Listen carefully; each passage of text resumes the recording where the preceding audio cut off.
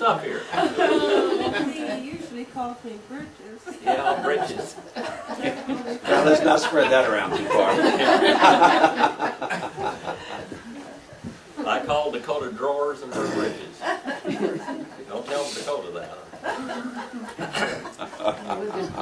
She used to run around in a little diaper, pulling her diaper up all the time on the drawers. All right, well, talk about diapers. All right, right now, how many of you ever seen Cupid? He's a little looking, funny looking naked baby boy, and sometimes he's got a diaper on. All right, and he's got a heart and a. Sometimes he's got a heart, sometimes he's got a hoop, sometimes he's got a bow and arrows and all this stuff. You know what I'm talking about? Yeah. That's somebody with a Valentine card, with hearts on and stuff, has got Cupid running around and everything else. Well, Lupercalia was it was a pagan holiday. Okay, this is where, and it goes all the way back to Roman and Greek times, and they had the god of making up. When a man and a woman got angry at each other, they had the god of making up. And this was all part of it. Well, it came down and they had the holiday of this little elf and Cupid type thing. And our Valentine's Day didn't get started from that. Okay? But I'll tell you how that got started, the history of Valentine. In Wales, they made love spoons. All right? And they would take these spoons and they'd carve them and they'd give them out to their sweethearts. All right? And they would put the key, they carve little keys on them, and it says the key to my heart and all this kind of stuff. Isn't this nice, girls? All right? And they'd give these little spoons to the ones that they love. They'd carve these. All right? And in the Middle Ages, young men and women would draw names out of a bowl. And the name of the person that they would really like, they would put it on their shirt sleeve and wear it there for at least a month. All right? And that's where you, the old term is you wear your heart on your sleeve. Have you ever heard of that term? That's an old term, but you wear your heart on your sleeve. That's what that term came from. That was a kind of a Valentine's thing. And sometimes, in some countries, women would get gifts from their prospective mates, and they would give them clothes. All right, they'd give them clothes. And if they received the clothes, if they kept the clothes, then that meant they were going to go get married to them. Okay. All these little different things like that. If the guy ended up with his clothes back on his doorstep, he knew that that was a lost cause. So forget that business, okay? All right. And and then some people would see a robin. Some girls would see a robin flying overhead on Valentine's Day, and it meant that she would marry a what? You remember these old terms? A what? Anybody remember that? Robin Hood? No. If a girl saw a robin flying overhead on Valentine's Day, it meant she was going to marry a sailor. Remember that now? No. No. No for you. If she saw a sparrow, she was going to marry a poor man. Okay? And if you saw a goldfinch, she was going to marry a millionaire. All right, these are a rich man. Okay? And then how many of you know what a love seat is? Anybody know what a love seat is? That's not britches, is it? Huh? That's not britches, is it? It's a seat. Kind of make like an S. All right? Yeah. All right? And people originally now, they liked to, everybody worked so hard that they didn't have time to communicate with a prospective mate or something. I mean, it took 20 hours a day to just stay alive. Okay? So they would invite the guy over, and they put the girl here and the boy here. They didn't want them too close together. So they have this S shape, this love seat. Now this is where our love seats come from, okay? That's where it comes from. And then the Amish. You know, they worked real hard too. All right? And they had a special bed where they put a prospective mates together. And they have a petition in the bed. And since the only time they worked 20 hours a day or so many hours, lots of hours a day, so they put the guy over here and the girl over here. or vice versa, and they'd have a petition between them. But they could lay there and talk to each other all night. It was called a bunting board. Yeah, a bunting board. A bunting board, yeah. Well, anyway, how many of you knew these things? This is all, nobody didn't know that. I'm too young. What's spooning? Too young for all that stuff. All right, I feel like an antique now. Now, how many of you, these are some other things. They used to take a dandelion when it had gone to seeds, and they'd blow on it, and how many seeds remained on the stem, that's how many number of children the girl would have. You remember any of this stuff? No. These are all things that went along on Valentine's Day. And if you cut an apple in half, and how many seeds are left inside is how many children you're going to have. Girls wanted to have lots of babies. Okay? I always thought about this. And Marilyn had them all named. She had names for them. How many children were you going to have? A baseball team. A baseball team. And had names for all of them. How many boys and how many? All right, now how many of you ever heard the old story when you pick a sunflower and he loves me not, he loves me, he loves me. Have you ever seen that?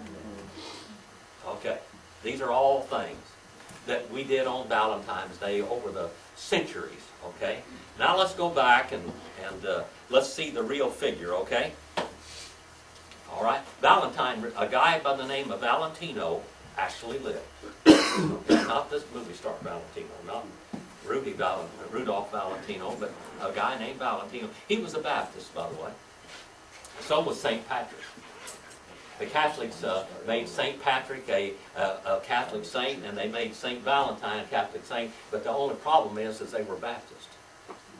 If you find out what they believed and what they taught and everything back then, they were Baptist, okay?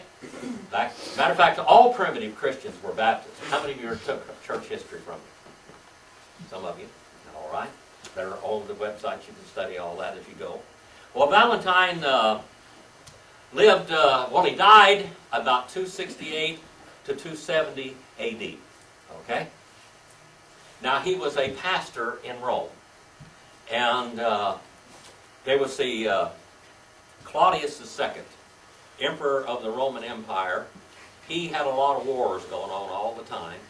And he thought that getting married, if young men and women got married, that the men wouldn't go to war because they wanted to stay home with their wives, so he couldn't get anybody in the army, in his military forces. So he made it against the law to get married.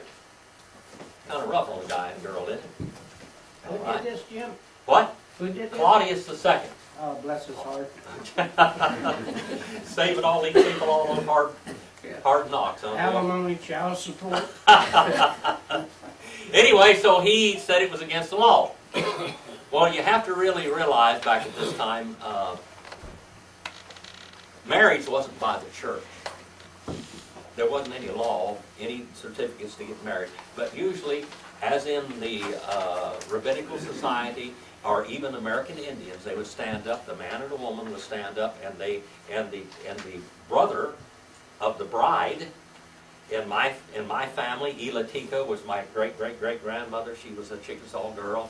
And her brother, J. Pawnee, when Smith Paul got ready to marry her, he took him out. They sat outside here on a fire, and they ate dinner and everything else. And all the time, he was telling him his responsibilities as a husband. And when he said, "I'll do it," then he could go marry her. All right? Well, they would tell the responsibilities, and God basically performed the first marriage ceremony as far as a blessing in the Garden of Eden, didn't it? All right. Well, we didn't have marriage license or anything back then, but Valentine, or Valentino, the Roman government forbid him to sanction marriages in his pastorate, in his church. And so he continued doing that out. He would go into different homes and everything else, and he would say, "Now are you going to take care of your husband, and you're going to take care of your wife," and all this stuff. And they would go through this, and he'd ask God to bless them, and they would be married. Okay? Well, he continued to do this. Well, Claudius caught him and a prospective couple together, and he was performing a ceremony to bless them in marriage, and they arrested him, and they put him in jail. Arrested him and put him in jail. Then there was a young lady that was blind, and her father was her father's name was Asterius. Asterius. All right, these are real people, and he was a guard in the Roman prison. Asterius, and Valentino was a very educated man. All of the pastors back then, they were educated because they knew the Bible. They preached the Bible. Okay? That's what they did. So anyway, Valentino would be in prison and he would be singing gospel songs and different things like we did this morning. Okay? Thanks to Brother Norm. He would be singing, and this prison guard, he brought his daughter. And he would pray with her, and he would read her the Bible. Well, the girl was saved. She accepted the Lord as her Savior. And not only that, her father accepted the Lord as Savior while he was in prison. Now, he had a what we call a triple condemnation. Valentine did. They were going to beat him like they did Jesus. And they were going to stone him, and then they were going to decapitate him on February the 14th, about 268 to 270 A.D. We don't know the exact date, okay? But it was on February the 14th. Well, he prayed that God would heal this girl's sight, and she was blind. Well, God healed her. He healed her, and she could read the Bible and everything. And anyway, here we have this guy. Now he's a minister in prison. Now people are being saved and everything in there. Well, it came time for him to be executed, and he sent one last note to this girl that had fallen in love with him. All right. Of course, they could never be married because they could never be together. But he sent her this note, and it says, "To you, my love, from your Valentine." All right? And she took and planted a flower after they had beaten him, scourged him, stoned him, and decapitated him, and they buried him someplace. But she planted a flower by her door, and every year on February the 14th, for as long as she lived, that flower would bloom on February the 14th. So there's where the flowers from on Valentine's Day come from. Was that an interesting story? Huh? And that's where the Valentine story, and by the way, you can look it up on the internet and church histories and all kinds of stuff. All right? Any questions about that, Brother Mike? It was about the previous subject you had, about the love seat and all different things. The what? The different, like what you got on the board there, what is spooning? You know about that? How old are you, Mike? Pretty old. I thought you was old enough to know that. Yeah. Well, these are all terms. I want to know if you know. These are all old Yeah, I terms. know what. All right? All old terms. He does too. You young people back there, are you listening to all of this? Really know All right. Well, let's get into God's Word now. All right? Get back into God's Word. By the way, how many of you do not have a syllabus? All right, you need a syllabus to write in. Anybody need a syllabus? Any of you need a syllabus? You need a syllabus. All right. We've got a syllabus for everybody. You can write in it, and I'll tell you what page you're on and everything. Anyone else need a syllabus? All right. We're going to be doing that. And then we also have available the Bible in 8 Ages. These are $15 in this textbook if you want one of these. We've got some of these. And I can't give you them. I just can't do that. Don't have enough money to do that. We are on page 315 in the Bible in 8 Ages. All right, on page 315 if you want to read up to there. We've studied a lot of things. If you go onto the website, discovertheword.com, and sermon audio, you can study about 130-something classes on there that we've gone all the way from Genesis on. Okay? And then we're on page 65, I think, in your syllabus. Page 65. Now there's places to fill in the blanks there and everything. All through there. So it'll keep you busy. And by the way, I taught the doctrines of the Bible. How many times did we do that? That class, the book I wrote, The Doctrines of the Bible, how many times did I teach that class? I still have some of these. If you want to study your Bible lessons, you can go back and you can study all of those classes. Every doctrine of the Bible, the doctrine of God, the doctrine of the Bible, and all that kind of stuff, and you can do that. Very good. That's something you can keep. This one is another thing you can keep from now on. You can teach this class in years to come. Okay? Well, we're in the 18th chapter of 1 Samuel. All right? The 18th chapter of 1 Samuel is where we are. 18 and verse number 1 is where we're going to go back to. 18 and verse number 1. Are you over there, Connie? 18 and 1? All right.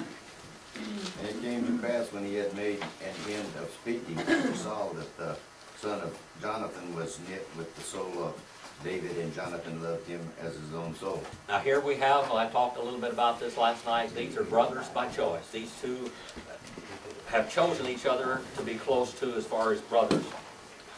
All right? And number 2, Connie? And Saul took him that day and would let him go no more home to his father's house. All right, so Saul kept him and he wouldn't let him go back to Jesse, his father's house anymore. He kept him in the palace. All right. And Jessica, number 3, what? And Jonathan then made a covenant with David because he loved him as himself. All right. There's a word for covenant. All right. In Hebrew, it's something like this. And that's barit, or birit. It means a cutting. All right. Now, God made a covenant with Abraham, didn't he? All right. We have looked at, if you look back on here, these are all covenants that God made with mankind all through here. These are all Barit's covenants. What is the Greek word for covenant? That's it right there. Diatheke. Okay? Diatheke. Barit and diatheke. Diatheke means a cutting also. That means to split, to cut, to divide. All right? And what it originally meant, that each person said something, they would make a contract, a verbal contract, and originally they would take their shoe off and give to each other as a covenant. This was his shoe. You had to give your shoe off to somebody, Jessica. Now that, you know, give your shoe to them. They would take animals and they would split the animals in two and put them on one side here and one side the other. They'd have a feast and they would eat the feast, and they would commemorate this covenant they would make, and they would put a sham out there, a monument. A sham, a monument. Now the American Indians. How many of you ever heard of the peace pipe? The peace pipe. All right, there's something behind that. How many of you know the story of the peace pipe? Anybody who knows, if you read the book I wrote on the introduction to the thoughts and customs of the American Indian, you know about the peace pipe. All right. Peace pipe was something that was very sacred to the Indian. It was their communication with God. They would smoke the pipe, they would speak out words, and that's what they used when they got married. The man would speak out the words, he would say that he would do this, and when he would speak the words, they would come out with the smoke, and God would see his words and hold him to it forever.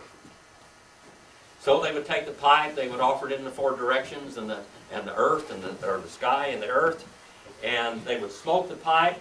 And when they would make every treaty the American Indian ever made, they sealed it with a pipe, because that was like taking the Lord's Supper, something extremely sacred to them.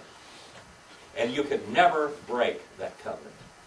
And when the white man made these covenants, these contracts, and broke them, they say there's some type of animal walking around on two legs, because no human being would ever break a covenant that he made with God. That's impossible. It wouldn't do that. That's impossible. Not going to happen. All right? Well, these covenants back here, the American Indians right here in the San Joaquin Valley, at first they drove the Indians out of the mountains because there was gold in the mountains, and so they had to go to the valley. Then they found farmland in the valley, so they drove the Indians back to the mountains. And they scattered the Indians into different people's tribal areas. And the tribes had made covenants with other tribes for hundreds of years, and they would never break those covenants because they sealed it with God. Okay, God was their witness when they spoke the Bible. And the Indians were starving to death and everything, and Beale and a lot of these different ones that were out here, I can't remember the old guy's name up here. What was that one? The Bureau, the one that took Indian commissioner up here. He lived like an Indian. He lived up there by Lebec and then out in Teresa Plains and over there by, what was his name? Pacheco? What? Pacheco? No, it wasn't Pacheco. I can't think of his name right now. But they finally found out, why are these Indians up here in this area? We've moved them over there, and why are they starving to death? They won't hunt, they won't fish, they won't do anything. They had made a contract, a covenant, hundreds of years before, and they would die before they broke the word of God. They would die. These covenants now. Now this is a covenant, a barith, a diatheke, that David made with Jonathan here. This is a covenant of life and death. They believed in each other, they loved each other, and they made a contract and made an agreement with each other. Now, that's what happened right here.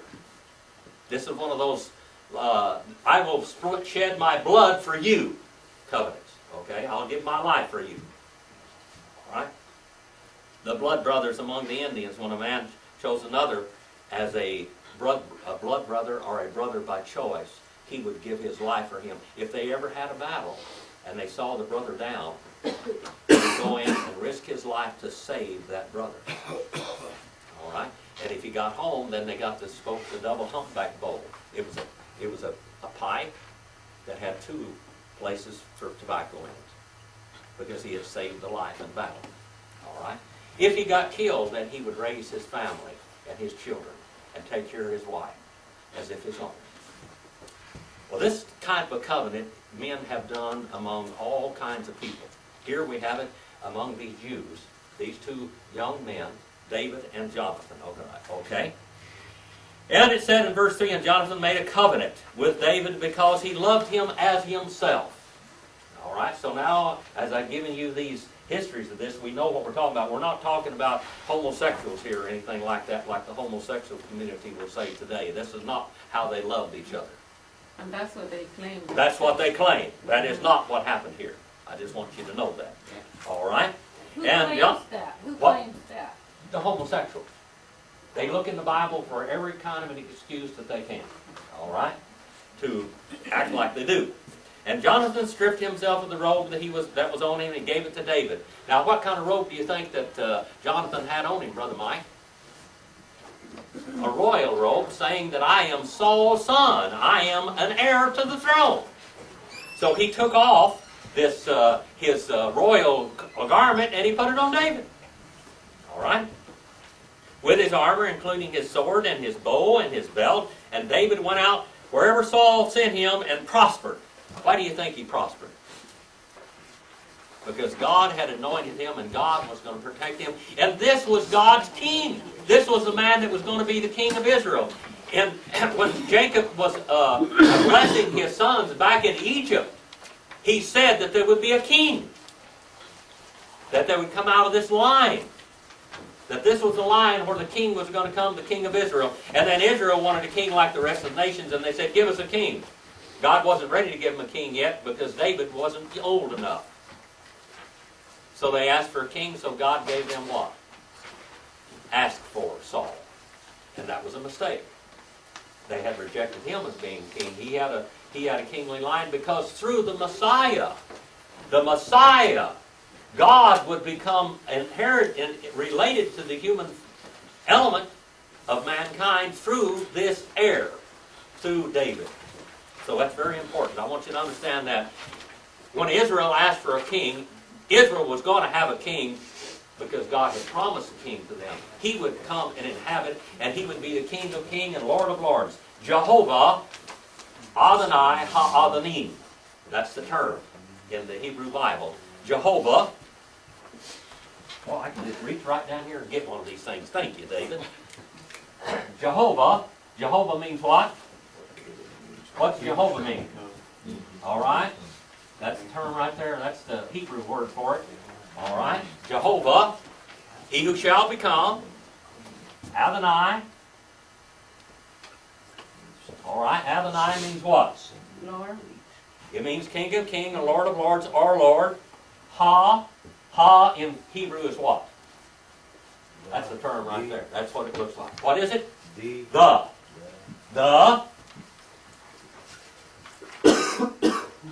Adonai. All right? The King of Kings and Lord of all lords is plural. Is that Im? Like Elohim? All right, that's it. That's who Jesus was. That's who God was going to become. He was going to break into space and time, right here, and God was going to come in, and He was going to be. Well, John 1:14 says what? And the Word, Jehovah, flesh, He became and dwelt among us, and we know who He is. In the Revelation, the book of Revelation, calls Jesus what? What's it called Jesus? The King of Kings and Lord of Lords. Now God was going to have an earthly king. And it said that He will rule forever. It will be an everlasting kingdom. All right? An everlasting kingdom. All right? Olam. And in Hebrew, olam, and in Greek, it's aeon tonion. All right? Forever and ever. That's the description of everlasting hell. That's the description of everlasting hell and everlasting life and everlasting damnation. The same term. All right? The same term. Did you say that he had to sing a special since he was late? Yes. It's Yes. time for Brett's solo.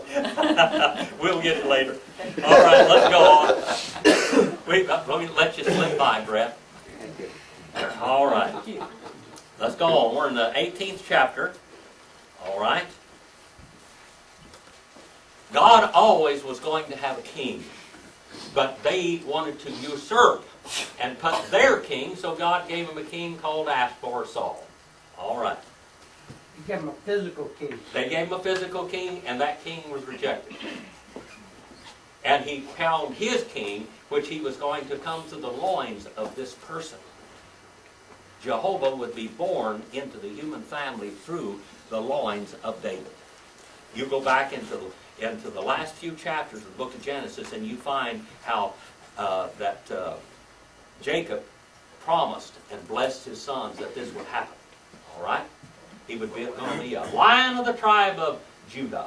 All right? And that's who it was. All right. Now let's go on. Dr. John? Yes, sir. Number 6. 1 Samuel 18 and verse number 6. Now it had happened as they were coming home, when David was returning from the slaughter of the Philistines, that the women had come out of all the cities of Israel, singing and dancing to meet King Saul, with tambourines, with joy, with musical instruments. So the women sang as they danced and said, Saul has slain his thousands, and David his 10,000s. Now that's pretty neat, isn't it? These women are out here, and they're singing, and they're praising God, and they're saying that Saul has killed his thousands, but David his 10,000s. In other words, he's done 10 times more than what Saul did. Okay? Well, this is the real king of Israel right here. This is the real king, okay? But Saul was not happy with that. Saul was...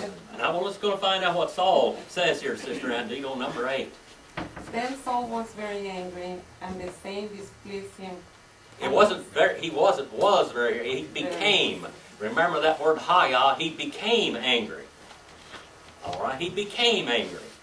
They have ascribed to David 10,000, and to me they have ascribed only thousands. Now, what more can he have but the kingdom? All right. Now, God had already told him that he was done for anyway, didn't he? Remember when he offered the sacrifices that he wasn't supposed to? He wanted to be the prophet, priest, and king. Saul wanted to be prophet, priest, and king. Now, God had told him he was going to be the king, and you let the priest do it. Where is the real prophet, priest, and king? David? The son of David, the heir, our Savior, Jehovah in flesh. That's who the prophet, priest, and king is. Go back to the book of Hebrews in the New Testament and find out who the prophet, priest, and king is. He was the only one. In the Old Testament, there was one prophet, priest, and king. In the Old Testament, it was a one type of Christ. Who was it? The priest, Abraham went to him. priest of Salem. All right, the priest of Salem. Melchizedek. Melchizedek. All right. The king of righteousness. All right. And is Jesus the king of righteousness? Yes, he was a type. Melchizedek was a type of him also. Am I opening up things that you haven't seen or something? All right. This deal with the king, Israel was going to have a king. All right. Now, number 9. Here we have it. Norm, are you over there? Verse number 9. And from that time on, Saul kept a jealous eye on David. Oh, a jealous eye. He looked with him with suspicion and derogation. Nothing but derogatory things were in his mind. Number 10, Judy? The next day an evil spirit from God came forcefully upon Saul. He was prophesying in his house while David was playing the harp, as he usually did. Saul had a spear in his hand, and he hurled it, saying to himself, "I'll pin David to the wall," but David eluded him twice. All right. So now we have Saul now. An evil spirit came upon him. This is the same evil spirit. What he did was raving here is exactly what the priest of Baal did on Mount Carmel. The same term. In the Greek Septuagint is mantoimene. In Acts the 16th chapter in the New Testament, the girl that was prophesying there by the spirit of the Pythona, by the snake in Acts 16 and verse 16, that girl was prophesying by this same manic, frenzic thing that Saul, this spirit that came upon Saul here. All right? And number 11, young lady, you want to read that one? She's read it already. Okay, number 12 then. Okay. Saul was afraid of David because the Lord was with him, but had departed from Saul. All right, the Lord was with him, but had departed from Saul. Now, young man, you want to read that next one? So Saul removed him from his presence, and made him a commander of 1,000. And he went out and came in before the people. All right, number 14, Brother David, over here. David behaved wisely in all his ways, and the Lord was with him. All right, now David behaved wisely. He was prospering. The same word for prospering. He was acting wisely, behaving wisely in all his ways, and the Lord was with him. Jehovah was with him. Isn't this really neat? Here is going to be the grandfather of Jehovah in the flesh. Just think about this. Now here is the man whose loins the Messiah will come from. Right here. He's going to be a son of David, isn't he? Isn't that what it said? The son of David? The city of David, Bethlehem? All right. All this, the Bible, it just doesn't just flop it out here and you try to figure it out. I mean, there's rhyme or reason. There is a plan. God had an eternal purpose throughout all the ages. Okay? Number 15, Brother Floyd. And when Saul saw that he had great success, he stood in awe of him. All right, now there's another term there. He dreaded him. He hated him. He dreaded. He was afraid of him. Because nothing he did. I'm going to tell you something. Saul sent David out into some precarious situations, wanting him to get killed. Now David did this later on, didn't he? Remember the guy that he sent out there and told the guy, his captain, to go out there and put him right out there on the front lines and then withdraw from him and leave him out there and get him killed? Saul was doing this to David. God kept protecting him all the time. He kept on protecting him. And it's going to delineate that just a little bit. Brother Bill, number 16. But all Israel and Judah loved David because he went out and came in before them. All right, what's David mean? The beloved one. Beloved one. We got a couple of Davids in here. We got a couple of beloved ones. All right, beloved. All right, that's what David means. David. All right. Somebody asked me the other day how they spell their name in Hebrew. It's something like this. Just like this. All right. That's David right there. David. You got that, David's? All right. David. All right. David. Beloved. All right. That's a dalith. All right. And a vowel in the middle of it. Number 17 now. Number 17. Connie. And Saul said to David, "Behold my elder daughter Merab, her will I give thee to wife, only be thou valiant for me and fight the Lord's battles. For All right, Saul- now go out there and get in the middle of the thick. For Saul said, let not mine hand be upon him, but let the hand of the Philistines be upon him. Now let them kill him. Saul's not going to kill him, but he's going to make sure he's in some dangerous situations. So now what in the world happened? What did David say here, Brother Mike? Number 18. David is, he is very humble.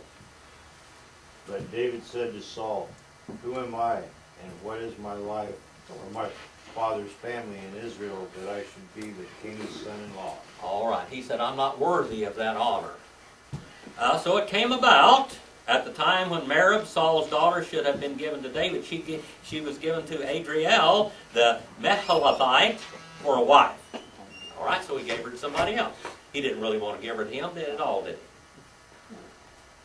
Now, he could have said, go ahead and marry her because you're worthy of it, you know, but then it would put him in the royal line. Saul didn't want David to be in the royal line. He wanted to do away with him. All right, it's different. Brother Norm, number 20. I'm going to guess at this name, okay? Okay. Now Saul's daughter Michal was in love with David, and when they told Saul about it, he was pleased. All right. This Did I do word, it right? McCall or Michael? McCall. Michael. Well, that's Michael. just sounds too weird to call it Michael. Yeah. Well, that's the feminine term for it, Michael. All right. Saul's daughter loved David. And they told Saul the thing was agreeable to him. All right. And Saul thought, I will give her to him that she may become a what? Snare. Now, he knew a little bit about his daughter, didn't he? It's a trap, right? Huh? What did he think about this woman? What kind of a character did Michael have? I guess she was kind of a honoring, vindictive. A guy, I mean, most guys do know your daughter, don't you? I have seen people that said, well, I wouldn't wish her on my worst enemy. Well, he did. Now, later on, we're going to find out that she's a rascal. And she was a snare unto David. He knew what she was like. The other girl, Merab, was probably a night. Yes, Sister Andy. And it says that she loved David, but it doesn't say that David loved her. Yeah. Well, she loved David. And the hand of the Philistines may be against him. Therefore Saul said to David, for a second time, you may be my son-in-law today. All right? And number 22. Sunshine. Then Saul ordered his attendants, speak to David privately and say, look, the king is pleased with you, and his attendants all like you. Now become his son-in-law. All right, so now becoming son-in-law. So Saul's servant spoke these words to David, but David said, it is trivial in your sight to become the king's son-in-law, since I am poor man and lightly esteemed. All right, I am nothing. And the servants of Saul reported to him according to these words which David spoke. And Saul then said, thus you will say to David, the king does not desire any dowry. He didn't have any dowry. He couldn't give a dowry for this girl, except 100 foreskins of the Philistines. All right. That's kind of a gruesome situation, wasn't it? The Philistines were uncircumcised. They were Gentiles. I want you to go out and kill me 100 Philistines and bring their foreskins to me. Now, do you know that David had to risk his life how many times to do this? 100 times. 100 times he was going to be at death's door for this dowry. That's what he wanted. 100 men's lives. 100 men. David had to face 100 men in hand-to-hand mortal combat. 100 times. 90 times. 91, 92, 93, 94, 95, 96, 97, 98, 99, 100 times he risked his life for this dowry. Do you think that was kind of a steep dowry, Judy? Pretty steep. I don't know what Norm really likes you a lot. Do you think he'd gone out and killed 100 Philistines for? Well, we're just gonna think about that. Oh, that's small stuff. 150. Anyway, well, we see it. How about Rex? Is that girl worth 100 men's life? I mean, risking your life 100 times? Now, she's been with you for a long Evidently, time. she must have been. Yeah. He thought she was. All right. That's it. All right. 100 times he risked his life for her. That's, you know, I don't want any money. I just want you to go just risk your life 100 times for her. All right. Then his servants told David these words. It pleased David. He became the king's son-in-law. Before the days had expired, David rose up, went out, and his men, and they struck down 200 men among the Philistines. 200 men among the Philistines. Then David brought their foreskins and gave them in a number to the king, that he might become the king's son-in-law. So Saul gave Michal his daughter for a wife. And now we have more problems. Darren, what's that next verse say? But when Saul saw and knew that the Lord was with David, and that Michal Saul's daughter loved him. All right, now, Saul saw that Jehovah was with David. Nothing can stop him. All right, this is God's man. Do you think that maybe he might have heard that already David had been anointed king in his place? What do you think about that? Sure he did. He heard rumors. And 29, Dr. John. And Saul was still more afraid of David, so Saul became David's enemy continually. All right. Boy. He became his enemy completely. Go on there, Rex, in verse number 30. Then the commanders of the Philistines went out to battle.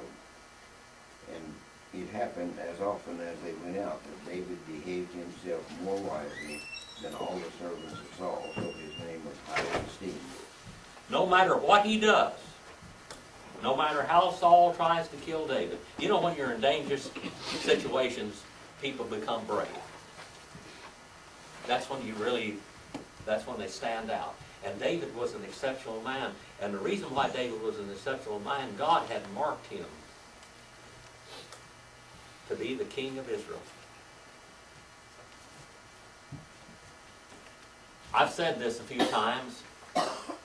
The world can't kill you if you're not done. If the Lord's not done with you, we have a job to do in this world. If the Lord is not done with you, the world couldn't kill you. There's nothing in the world. There's no disease, nothing in this world that can kill you until God is finished with you. You're going to run your race. Well, we can see that in David's life. God protected him. All right, God protected him. 19 and verse number 1, David. Now Saul spoke to Jonathan his son, and to all his servants that they should kill David. But Jonathan, Saul's son, delighted greatly in David. Man. Now, how many of you ever had a contract out on you? Oh, anybody here? I have. I had somebody put a contract on me one time. They did. Yes. Well, absolutely. Either real good or real Contract. bad. I mean, I'm going to tell you something. And I fought like mad. I mean, I really tried to protect myself the best I could. But you know what? The Lord wasn't ready. No matter what I did, I think the Lord would have brought me through it. He did, didn't he? Bill had a contract out on him. He did. It was a guy at the job, and I was pulling a few pranks and shenanigans, you know. I mean, I was That's your name. greasing his doorknob, you know, when he go to turn it, you know, just Did he different get things. I'd heat his doorknob up sometimes, put a coat so it was real hot when he'd grab it.